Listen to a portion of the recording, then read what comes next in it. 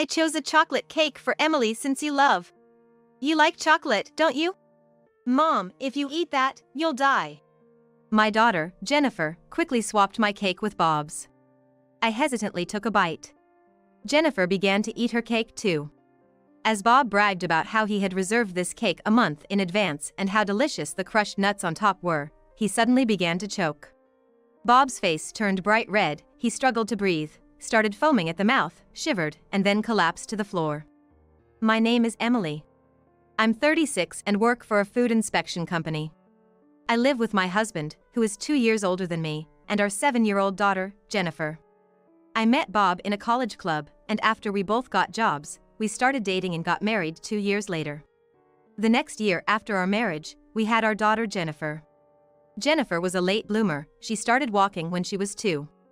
We got her checked out at various hospitals, but they found no abnormalities. Every hospital said that it was just individual differences and suggested waiting to see how she progresses. At first, Bob was extremely worried. However, he became frustrated with Jennifer's delays in speaking and walking and began to ignore her. My mother-in-law, Diane, always disliked Jennifer, assuming she had a disability, and never held her. Only my father-in-law was affectionate to her, often telling me with a smile how unique and wonderful she was.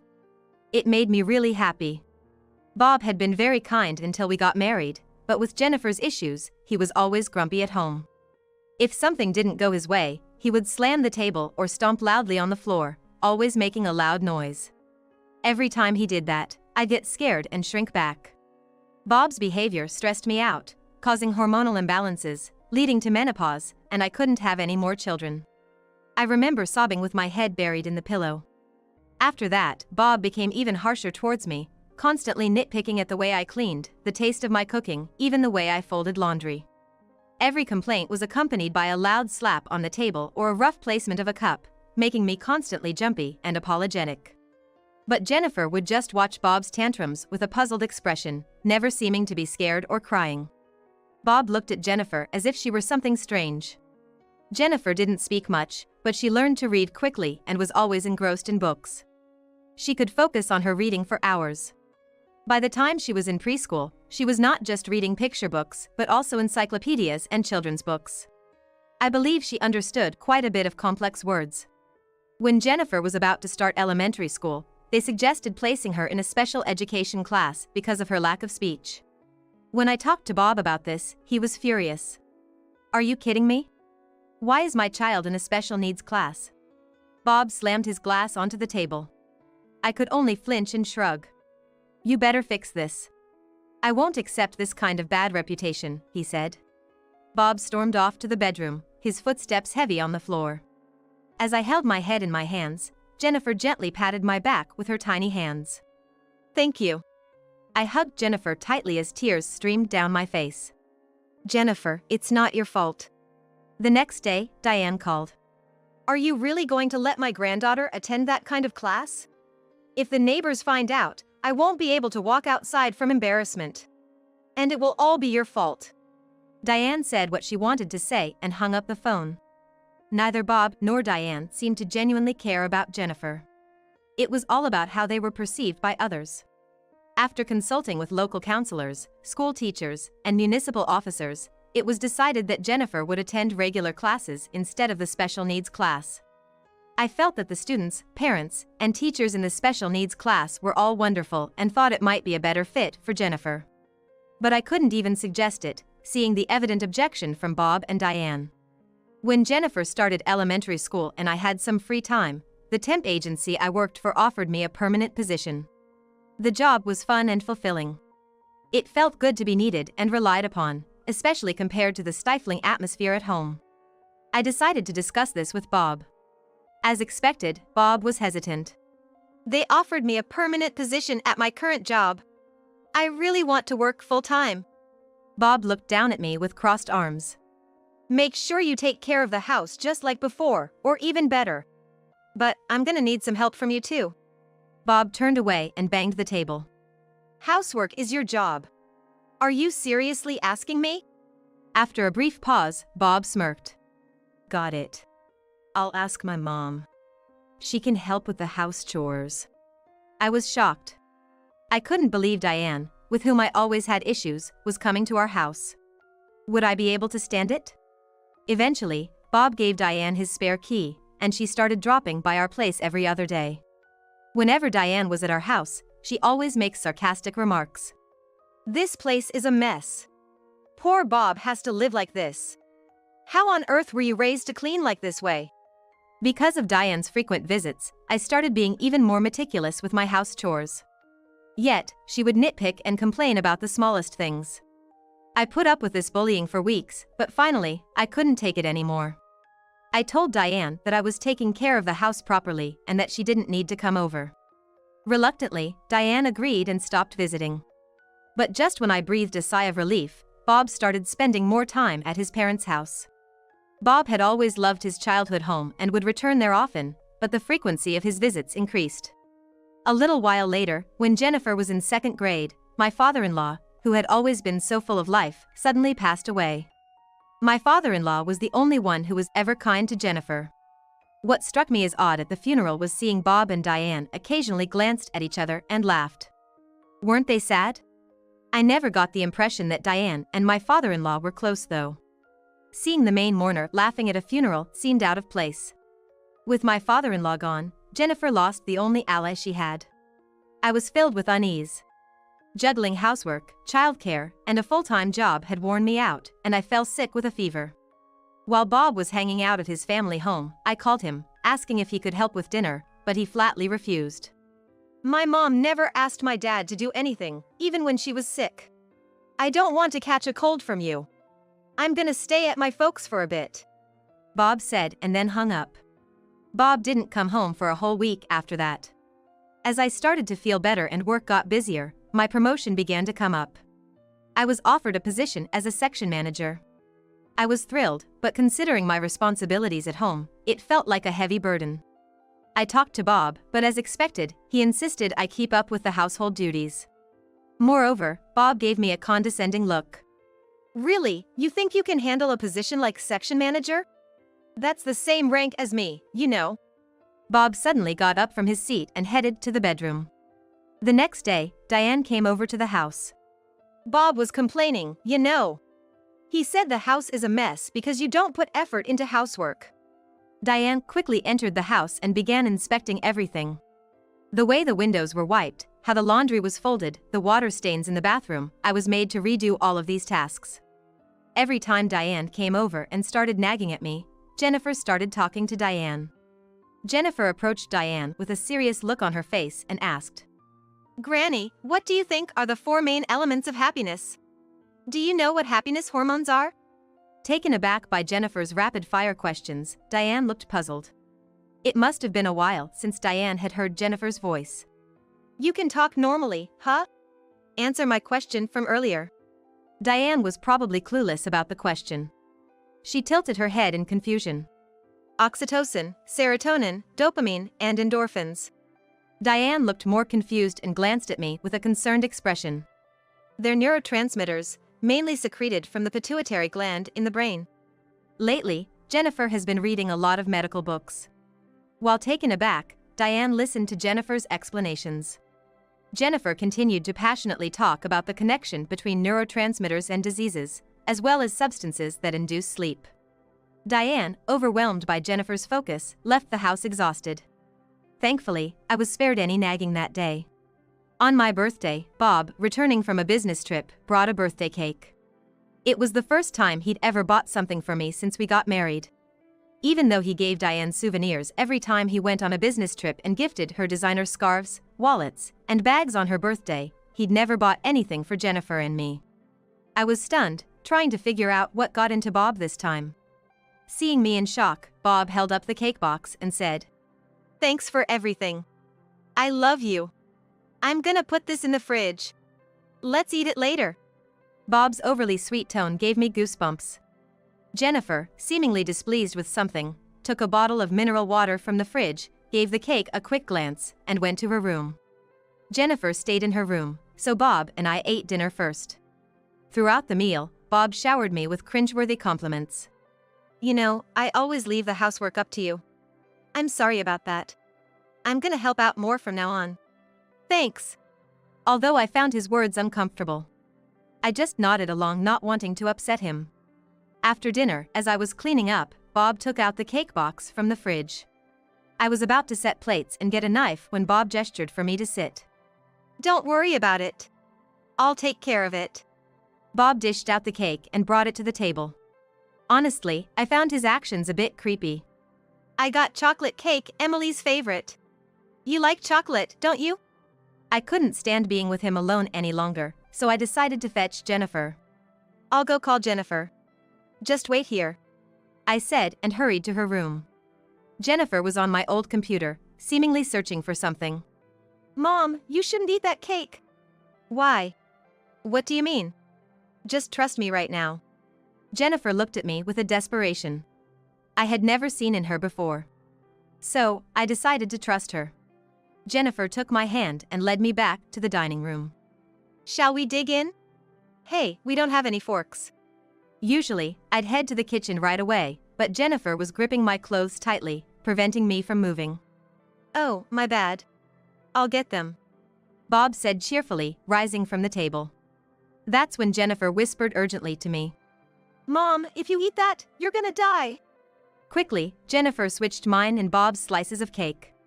Bob, coming back with a fork, began eating the cake in front of us. "It's delicious, Emily. It's made by a famous pastry chef, you know." Hesitantly, I took a bite of the cake. Jennifer started eating hers too. As Bob proudly rambled about reserving the cake a month in advance and how the crushed nuts on top were delicious, he suddenly began to choke. Bob's face quickly turned red, his breathing grew labored, he started to foam at the mouth, and then he collapsed onto the floor. It looked like an anaphylactic shock from an allergy. Both Bob and I have buckwheat allergies, but there was no way the cake we were eating contained any. I froze in shock and confusion. Jennifer spoke to me with a calm voice. "Mom, call 911. Jennifer handed me her phone.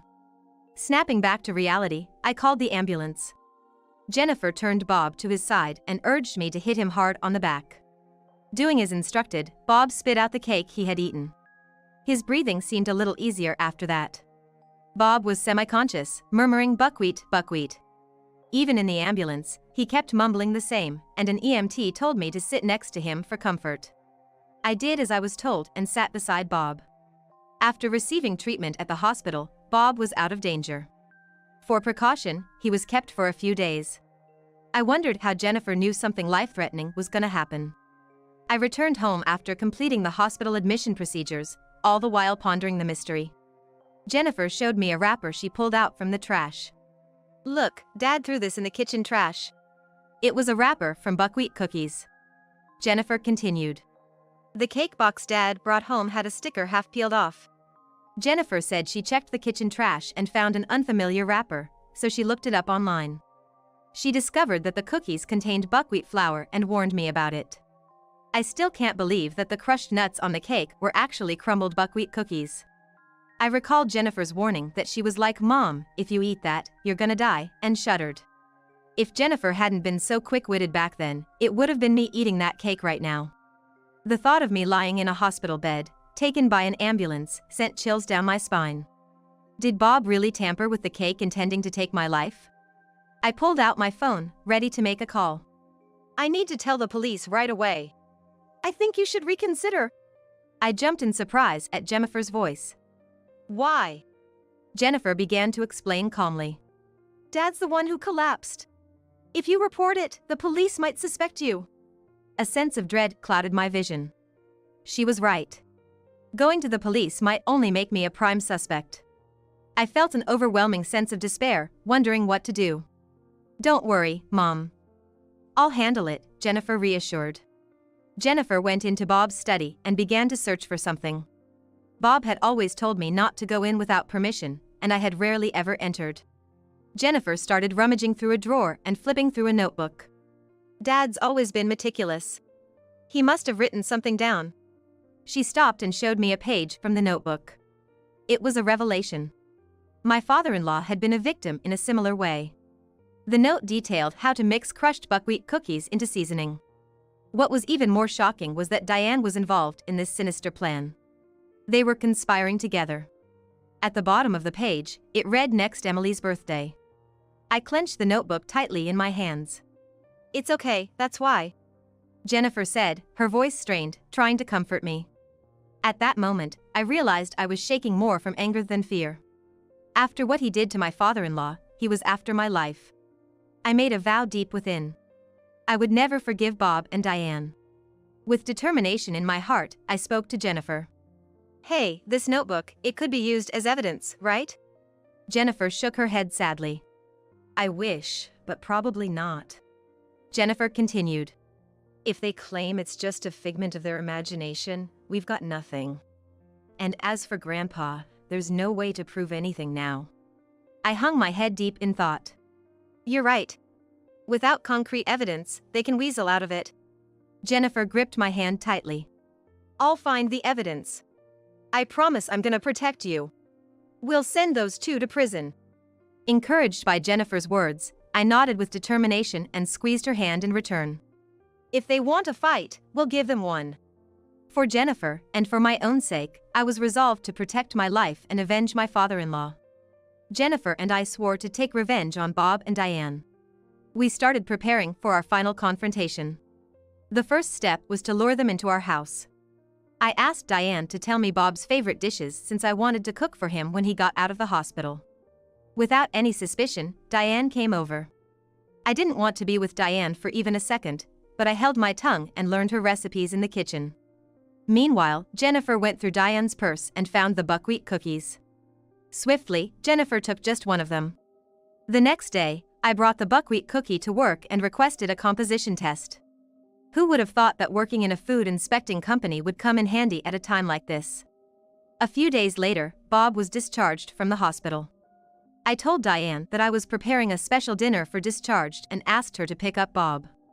While waiting for Bob to come home, Jennifer and I prepared a table filled with Bob's favorite dishes. By the time the dinner preparations were finished, Bob and Diane had returned home. Jennifer went to the front door to greet them. Holding Bob's bags, Jennifer guided them to the dining table. "Mom and I made today's dishes, taught by Grandma." Bob, pleased, took his seat and began eating. Diane too seemed to enjoy her meal. After a while, puzzled expressions formed on their faces. "Hey, Mom, look at that," Bob whispered to Diane, gesturing subtly. "Oh my God," Diane exclaimed, staring at something on the table, her eyes widening in shock. So startled. She even dropped the fried chicken she was holding with her fork. And she didn't seem to notice. Bob and Diane stopped eating. Trying to lighten the mood, I asked Bob, "Is the seasoning all right? I guess I can't make it quite like your mother did." They both heads down and were like, "No, it's not that and it's delicious." I beamed a big smile at them. This seasoning isn't just tasty. It seems to be quite invigorating too. My father-in-law had told me about it a while ago, I mentioned. Bob and Diane began to shiver, as if cold. I continued to smile, unfazed. "Jennifer, sprinkle some of this seasoning on their food." As Jennifer reached for the seasoning. "Stop. Don't put that unknown stuff on it." He shook off Jennifer's hand with a fierce look. "What's got you so spooked?" "I just wanted you and your mother to live a long life," I said with a broad grin. "Just stop it, please." Diane covered her ears and screamed. "Why? You wanted me to be healthy too, didn't you? That's why you sprinkled that stuff on the cake. In the end, you ate it yourself and ended up in the hospital." I handed a set of documents to the two of them, who looked utterly shocked. I had our company's inspector check the contents. What was on the cake and the buckwheat cookies had matching ingredients. Bob and Diane exchanged glances, confronted with the evidence. "What are you talking about?" "I have no idea about any of that. The ingredients in the buckwheat cookies Diane had and the ones you threw away in our trash are from the same product.